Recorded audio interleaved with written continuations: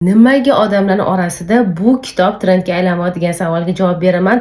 Hali oxirigacha o'qib bo'lmagan bo'lsam, qarang, bir kuni o'zida men ertalabdan ishda bo'lib turib, ora-orada o'qib 135-betga keldim. Birinchidan bu kitob tasvir bilan boshlanmagan.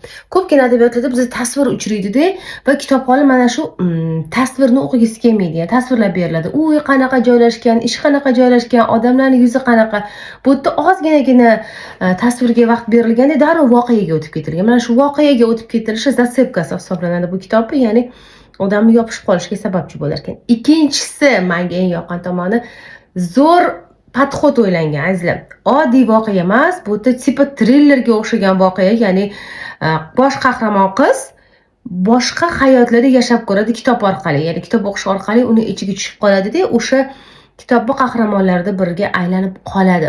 Boshqalarni his qilish qobiliyatini rivojlantiradi, psixologik tomondan odamlarni ushlab, odamlarni o'qishga majbur qilayotgan kitob deb hisobladim. Aynan har bitta kitobda qahramoni bo'la olish, buni his qilish, unda yashab o'tish.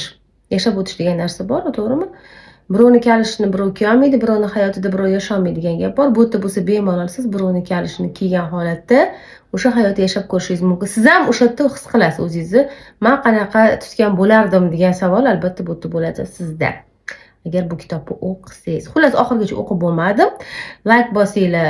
Sizlar o'qiyotganingizda nimani his qildinglar yoki bo'lmasa o'qib bo'ldinglarmi? Qanaqa insight oldinglar?